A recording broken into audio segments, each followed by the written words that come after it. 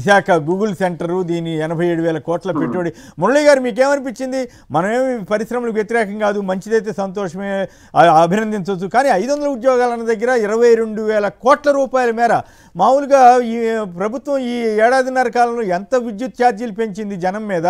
కానీ గూగుల్ అంత పెద్ద కొన్ని లక్షల కోట్ల కంపెనీకి తగ్గించి ఇవ్వాల్సిన అవసరమే ఉంది. ఇవన్నీ ఏ ప్రభుత్వం చేసినా మనమే సమర్థించాల్సిన అవసరం లేదు ఒకవేళ జరిగి ఉంటే. కానీ ఇప్పుడు ఈ రకంగా ఇదేదో చారిత్రక ఒప్పందం అని మళ్ళీ ఎల్లో మీడియాలో ప్రచారం. నిజంగా చారిత్రక ఒప్పందం అయ్యి ప్రజలకు ఉపయోగపడితే మనం హర్షించాల్సిందే. మీరేమంటారు దీని మీద? సార్ అదే ఇది కొద్ది రోజులుగా చాలా పెద్ద చర్చ జరుగుతోంది. నిజంగానే మీరు అన్నట్టుగా ఈ రాష్ట్ర ప్రజానీకానికి, మన రాష్ట్రానికి ఉపయోగపడితే దాన్ని మనం అందరూ కూడా స్వాగతించాల్సిందే, హర్షం తెలియజేయాల్సిందే. నిన్న కేంద్ర మంత్రి నిర్మలా సీతారామన్ గారు, ఇంకొక మంత్రి చంద్రబాబు నాయుడు గారు ఆ ఒప్పందం మీద మాట్లాడినారు. అదే మాదిరి గూగుల్ సిఇఓ కూడా ప్రధానమంత్రి గారితో మాట్లాడినట్టుగా ఒక అద్భుతమైనటువంటి ఇది మేము అందిస్తున్నాం భారతదేశానికి అన్నట్టుగా అక్కడ వాళ్ళు చెప్పారు. ఇక్కడ మంత్రులందరూ కూడా కూర్చొని దాన్ని ఎంజాయ్ చేస్తున్నట్టుగా చూశాను నేను కూడా. అంటే మీరు అన్నట్టుగా 83,000 కోట్లే కాదు, ఇది 136,000 కోట్ల రూపాయల పెట్టుబడులతో చాలా పెద్ద 12 దేశాలకి ఉపయోగపడే ఒక బలీయమైనటువంటి సంస్థ. అమెరికాలో గూగుల్ డేటా సెంటర్ తర్వాత ఇప్పుడు మన విశాఖలోనే ఇంత బలమైనటువంటి వ్యవస్థని నిర్మాణం చేస్తున్నామని చెప్పి పెద్ద ఎత్తున దీని మీద ప్రకటనలు చేస్తున్నారు. నిజంగానే చంద్రబాబు నాయుడు గారు చెప్పేది వాస్తవం అయ్యి మీరు అన్నట్టుగా ఇంత మునుపు అన్నారే, దీనివల్ల ఏం ప్రయోజనం, ఎన్ని ఉద్యోగాలు వస్తాయి, లేదా ఈ సంపద సృష్టికి ఏమన్నా తోడ్పడుతుందా, లేదా ఇతరత్రా ఏమన్నా ప్రయోజనాలు ఉన్నాయా అన్న విషయాల మీద చర్చ లేదు. మీరు గమనించారో? మీరు ఎక్కడ ఉపన్యాసాల్లో కానీ ఎల్లో మీడియాలో కానీ ఇన్ని ఉద్యోగాలు వస్తాయని ఎక్కడ రాయట్లేదండి. చాలా జాగ్రత్తగా తప్ప పెట్టుబడుల గురించే రాస్తున్నారు తప్ప మిగతా మీడియాల్లో అట్లా వస్తూ ఉంది. 500 ఉద్యోగాల కంటే ఇదేంది 500 ఉద్యోగాలకి 22,000 కోట్ల రాయితీ ఏంటని వస్తూ ఉంది.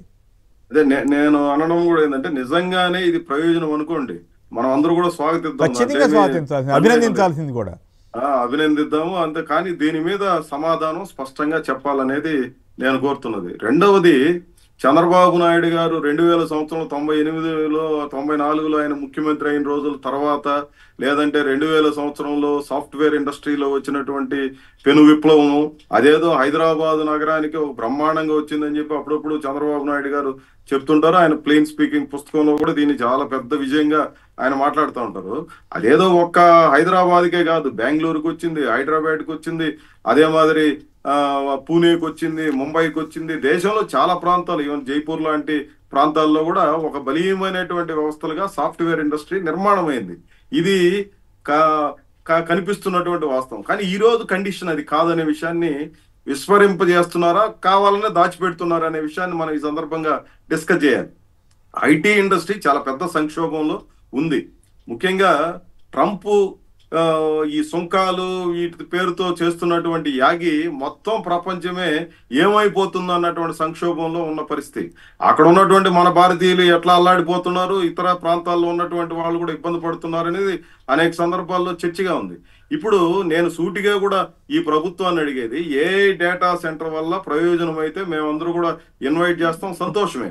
కానీ ప్రతిరోజు మీరు చెబుతున్నటువంటి మాటలకి, ఆచరణకి, లేదా జరుగుతున్నటువంటి వ్యవహారాలకి సంబంధమే లేని ఒక వ్యవహారాన్ని మనం గమనించాలి. ఇప్పుడు ఉదాహరణకి టీసీఎస్ కంపెనీకి విశాఖలోనే భూములు కేటాయించారు, కాగ్నిజెంట్ కంపెనీకి కూడా భూములు కేటాయించారు. ముంబైలో టీసీఎస్ కంపెనీ 12,000 మందిని ఈ కాలంలో ఉద్యోగాలు, లేటెస్ట్ గా 12,000 మందిని ఉద్యోగాల్లో తీసేసింది. అదే మాదిరి కాగ్నిజెంట్ కంపెనీ 10,500 మందిని భారతదేశంలో ఉద్యోగాల్లో తీసేసింది. చాలా సంస్థలు ఈ కాలంలో ఐటీ సెక్టార్ లో ఉన్నటువంటి వాళ్ళు ఉద్యోగాలు తీసేయడమో, వేతనాలు కోత చేయడమో, లేదంటే తమ దీన్ని తగ్గించుకోవడమో, సామర్థ్యాన్ని తగ్గించుకోవడం అనేటువంటిది ఒక ఫినామినాగా కనపడతా ఉన్న నేపథ్యంలో మీరు విచ్చలవిడిగా పంపిణీ, నేను అదే ఇంత మునుపు కూడా ప్రస్తావన చేసింది అదే. ఆంధ్ర రాష్ట్రంలో ఇప్పుడు రేపు కర్నూలులో మనం ప్రధానమంత్రి గారు, ముఖ్యమంత్రి గారు వీళ్ళందరూ పాల్గొని చాలా పెద్ద సభలో పాల్గొనబోతున్నారు. అక్కడ 35,000 ఎకరాల భూముల్ని కేటాయించారు.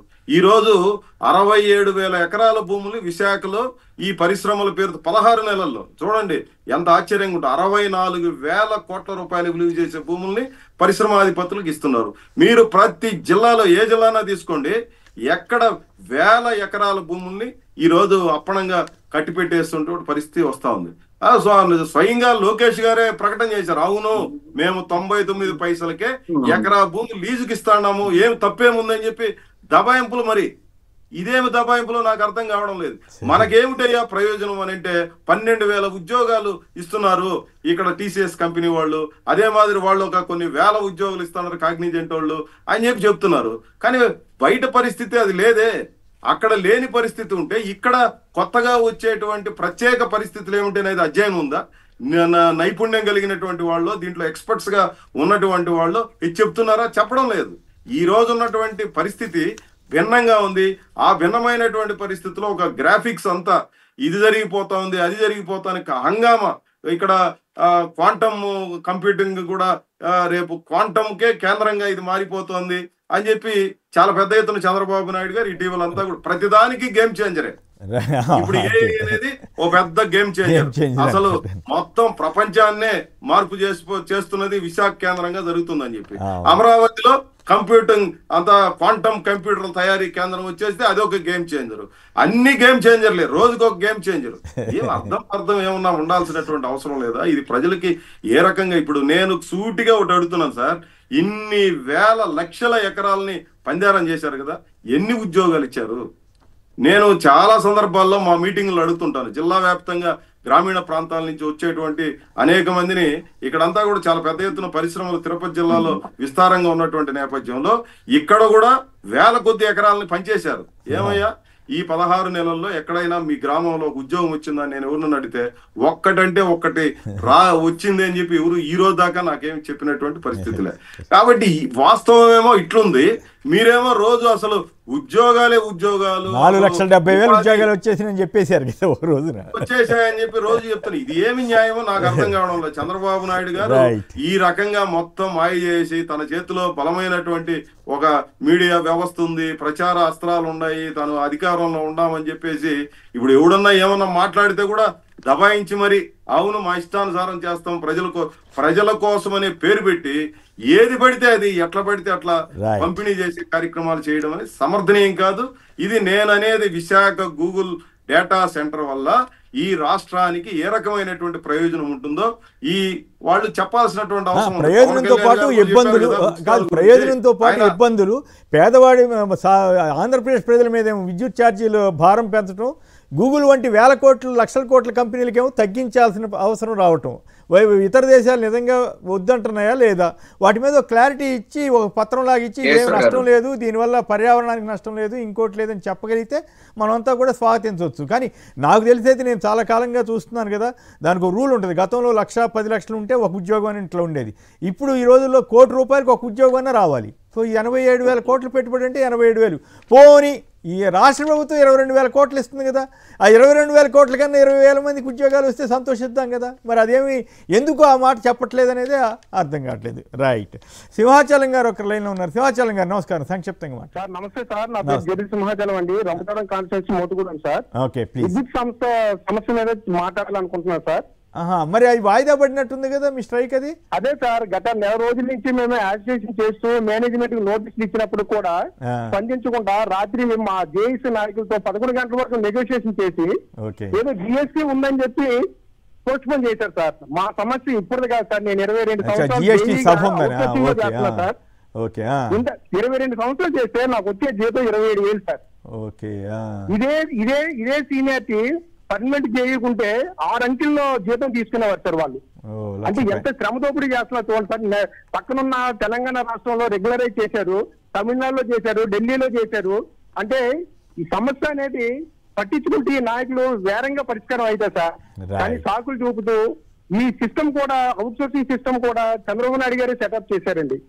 మొన్న యువగలంలో కూడా నారా లోకేష్ గారికి సమస్య వివరించుకుంటే ఆయన రెగ్యులరైజ్ చేస్తానన్నారు. ఆయన కూడా మాకు రెగ్యులరైజ్ కొన్ని పక్కన పెట్టండి, సమస్య నుంచి నేరుగా జీతాలు ఇస్తే చాలు సార్ మాకు. కరెక్ట్. ఓకే, మా సమస్య కొద్దిగా మేధావులైన మీరు ఆ చర్చ వేదికలో ఉన్నటువంటి మేధావులు కూడా కొద్దిగా స్పందించాలని రైట్. ఓకే, మళ్ళీ మీ ఇష్యూ వచ్చినప్పుడు మళ్ళీ మాట్లాడదాం. ఇప్పుడు చర్చ వేరే వాటి మీద ఉంది కాబట్టి దీని మీద కూడా రాజీవ్ గారు చెప్పండి, గూగుల్ డేటా సెంటర్ విశాఖపట్నంలో రావటం బాగానే ఉందా లేదా, ఇతర దేశాలు ఎందుకు వద్దంటున్నాయి, నిజంగా వద్దంటున్నాయా లేదా, హర్షించాల్సిన విషయమేనా, లేదా ఇంకా ప్రభుత్వం దీని మీద మంచి విలువైనటువంటి పత్రం ఇస్తే ప్రజలందరికీ అర్థమవుతుందా?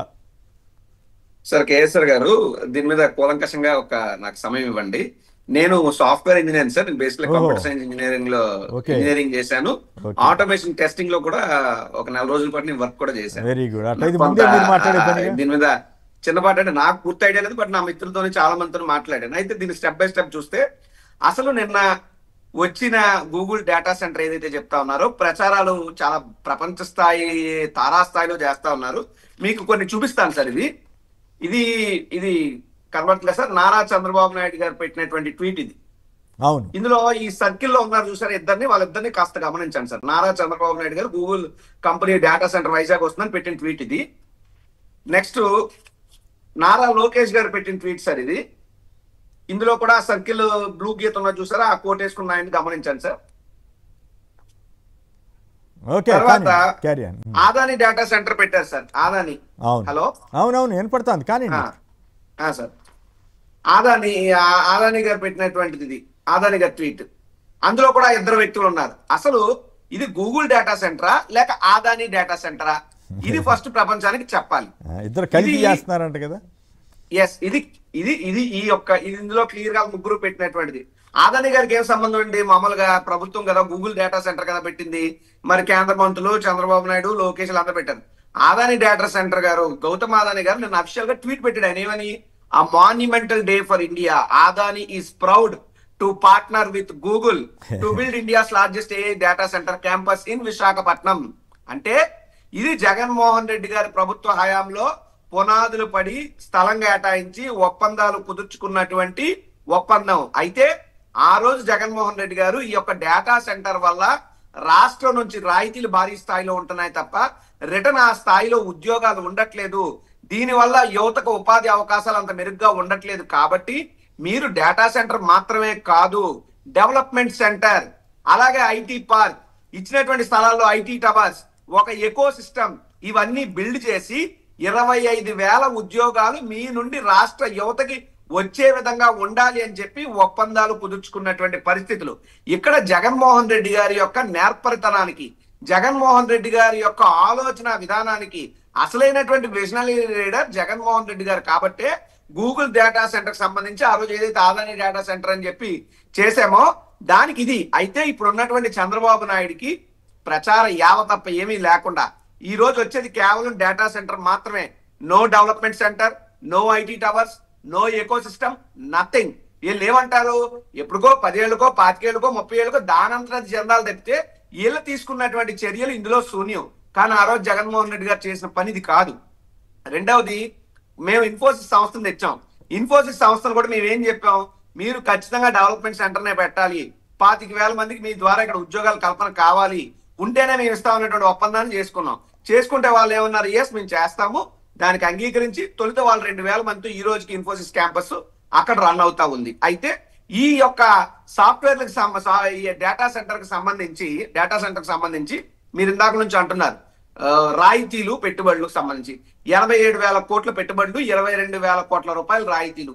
అసలు రాష్ట్ర ప్రభుత్వం ప్రజలకు సంక్షేమ పథకాలు ఇవ్వండి, లేదు అంటే మనకి ఆరోగ్యశ్రీకి సంబంధించినటువంటి బకాయిలు చెల్లించండి, లేదంటే ఉద్యోగస్తుల టైంకి జీతాలు వేయండి, లేకపోతే రోడ్లు వేయండి, ఇవన్నీ అడుగుతుంటే డబ్బులు లేవని గగ్గోలు పెట్టేటటువంటి రాష్ట్ర ప్రభుత్వం 22,000 కోట్ల రూపాయలు రాయితీలకు ఎలా ఒప్పుకుంది? 22,000 కోట్ల రూపాయలు రాయితీలు రాష్ట్ర ప్రభుత్వం ఇస్తుంటే రిటర్న్ లో రాష్ట్ర ప్రభుత్వానికి ఎంత ఆదాయం వస్తుంది? ఈయన రిటర్న్ రాష్ట్ర పరిధిలో ఉన్నటువంటి యువతకి ఎంత మేర ఉపాధి ఉద్యోగ అవకాశాల కల్పన దొరుకుతుందో చెప్పాల్సినటువంటి బాధ్యత రాష్ట్ర ప్రభుత్వం మీద ఉంది. మేము పెట్టుబడులు రావడానికో కంపెనీలు రావడానికో వైఎస్ఆర్ కాంగ్రెస్ పార్టీ వ్యతిరేకం కాదు. ఏ ఒక్క కంపెనీ వచ్చినా దాన్ని స్వాగతిస్తాం. కానీ వాస్తవాన్ని చెప్పాల్సినటువంటి బాధ్యత చంద్రబాబు నాయుడు గారి ప్రభుత్వం మీద ఉంది. ఆదాని డేటా సెంటర్ వస్తుంటే పేరు మార్చి గూగుల్ డేటా సెంటర్ అని చెప్పుకోవాల్సినటువంటి సిగ్గుమాలిన పని చంద్రబాబు నాయుడు గారు ఎందుకు చేస్తున్నారు? ఈ ప్రచారాలు ఎందుకు కల్పిస్తున్నారు? అయితే మాకింత ప్రచార యావం లేదు కాబట్టి మేము ఊరూరా కేకులు కట్ చేయలేదు, లేదా పట్టణాల్లోకి వచ్చి టపాసులు పేల్చలేదు, ప్రత్యేక ప్రెస్ మీట్లు మేము పెట్టుకోలే. మేము చేసిందే చెప్పాం, చెప్పిందే చేసాం. అయితే ఇక్కడ మీరు గమనించండి, గూగుల్ డేటా సెంటర్ ఒక రోజుకు వాడే విద్యుత్ ఎంతో తెలుసా సార్? ఎంటైర్ విశాఖపట్నం ఒక రోజు ఎంత విద్యుత్ వాడుతుందో అంత విద్యుత్ ని ఈ గూగుల్ డేటా సెంటర్, ఎందుకంటే దీని కెపాసిటీని కూడా భయంకరంగా పెంచారు. అప్పుడు జగన్మోహన్ రెడ్డి గారు ఇచ్చిన స్థలం కన్నా ఇప్పుడు స్థలం పెంచారు. అప్పుడు జగన్మోహన్ రెడ్డి గారు ఇచ్చినటువంటి కెపాసిటీ కన్నా ఇప్పుడు కెపాసిటీని పెంచారు. దానివల్ల ఏంటంటే రోజుకి గంటకి 10 లక్షల రూపాయలు, అంటే ఒక రోజుకి 24 గంటలు దగ్గర ఏడాదికి 1000 కోట్ల రాయితీ దీని మీద ఇస్తున్నారు. ఈ లెక్కను చూసుకుంటే 22,000 కోట్ల రాయితీ. దీంతో పాటు నీరు సార్, నీరు లేక ఎంతమంది అలంపిస్తున్నామండి. మా విశాఖపట్నం, మా ఉత్తరాంధ్ర ప్రాంతం నీరు లేక కటకటలాడుతుంటే ఎప్పుడో రాజశేఖర రెడ్డి గారు పోలవరం ప్రాజెక్ట్ సంబంధించి దాని నుండి విశాఖకి నీరు తీసుకొచ్చే విధంగా రాజశేఖర రెడ్డి గారు అప్పట్లో గొప్పగా అపర భగీరథులు చేశారు. దానివల్ల విశాఖపట్నానికి 23.44 టీఎంసీల నీరు వస్తుంది విశాఖ ప్రజలు, నగర ప్రజల అవసరార్థం. కానీ అందులో నుంచి 5 టీఎంసీల నీరు ఈ యొక్క గూగుల్ డేటా సెంటర్ వినియోగానికి రాష్ట్ర ప్రభుత్వం ఇచ్చింది. నాకు అర్థం కాంది, 5 టీఎంసీల నీరు మీరు ఇచ్చారు, ఓకే, ఇస్తామని ఒప్పందం చేసుకున్నారు, ఓకే, మన 5 టీఎంసీల నీరుని మీరు ఎలా భర్తీ చేస్తారు? దానికి మీరు చేసినటువంటి స్టడీ ఏమిటి? లేదా అసలు పోలవరం ఎప్పుడు పూర్తవుద్ది? పోలవరం నుండి విశాఖపట్నం నీళ్ళు ఎప్పుడు వస్తే ఆ వచ్చిన నీళ్ళు మీరు 5 టీఎంసీలు ఎప్పుడు ఇస్తారు? ఈలోపు విశాఖపట్నం ప్రజలతో నీళ్ళు మీరు ఎక్కడ పట్టుకుపోతారు? ఈ పవర్ సంగతి ఏంటి? ఇవన్నీ కూడా లేకుండా పచ్చి అబద్ధాలు, ప్రచారాలతో మీ ప్రచార యావకు వాడుతున్నారు తప్పితే దీనివల్ల ఏమొస్తుంది అన్నటువంటి విషయాన్ని స్పష్టంగా ఈ యొక్క ప్రభుత్వం చెప్పట్లేదు. కాబట్టి మేము ఒకటే డిమాండ్ చేస్తున్నాం, మీరు ఇస్తున్నారు ఓకే, ఎన్ని ఉద్యోగాలు వస్తున్నాయి? మొన్న 10వ తారీఖున SIPB సమావేశం జరిగితే 11వ తారీఖున ఈనాడు పాంప్లెట్, ఏదైతే తెలుగుదేశం పార్టీ అధికారిక పత్రికా పాంప్లెట్ అయినటువంటి ఈనాడు పేపర్ లోనే 200 ఉద్యోగాలు వస్తున్నాయని రాశారే, సిగ్గుగాదా ఇది అని అడుగుతున్నా. 87,000 కోట్ల పెట్టుబడితో 200 ఉద్యోగాలు అంటే తల తీసుకెళ్ళి ఎక్కడ పెట్టుకుంటారు మీరు? అంటే ఈ యొక్క రాష్ట్ర ప్రభుత్వాన్ని యువతకి ఇస్తున్నటువంటి పరిస్థితి ఏమిటి? రెండో అంశం, ఇప్పుడు మీరు ఎక్కడైతే ఇతర దేశాల్లో వద్దని చెప్తా ఉన్నారో అది వాస్తవం కూడా కొన్ని చోట్ల. అయితే ఉదాహరణకి ఫేస్బుక్ ప్రతి సంస్థ ఓ డేటా సెంటర్ మెయింటైన్ చేస్తారు sir. Data centre is nothing but storage unit. General గా మన తాలూకా డేటా అంతా స్టోర్ చేయడం, మనం ఏదన్నా సెర్చ్ ఇంజిన్ లోనో ఏదన్నా దాంట్లో టైం తక్కువ ఉంది, ఇంకా మిగతా మరో అంశంలో కూడా వెళ్ళాలి, కంప్లీట్ చేయండి. అదే సార్, ఇప్పుడు ఇది గొప్ప ఏమంట భ్రమ పదార్థం కాదు సార్. డేటాను అందులో పెట్టుకుంటారు, మనం ఏదైనా డేటా అయినప్పుడు దాన్ని రిట్రీవ్ చేసి ఆ డేటాని ఇస్తూ ఉంటారు. దీనివల్ల పెద్ద ఉద్యోగాల కన్నా డెవలప్మెంట్ సెంటర్స్ ని తీసుకొస్తేనే ఉద్యోగాలు ఎక్కువ కల్పన జరుగుతుంది. దీని మీద ప్రభుత్వం ముందుకి జగన్మోహన్ రెడ్డి గారు తెచ్చిందా, ఏం తెచ్చుకున్న దాన్ని చెప్పాలి. అది ఆదాని సెంటరా, గూగుల్ డేటా సెంటర్ అనేది కూడా ప్రభుత్వం చెప్పాలి. అబద్ధాలు, మోసాలు చెప్పి ప్రచారాలు చేసుకుంటే కాదు, పనిలో జగన్మోహన్ రెడ్డి గారు మార్గదర్శకంగా ఎలా ఉన్నారో అలా మీరు ఉండాలని చెప్పి కోరుతా ఉన్నా ప్రభుత్వం.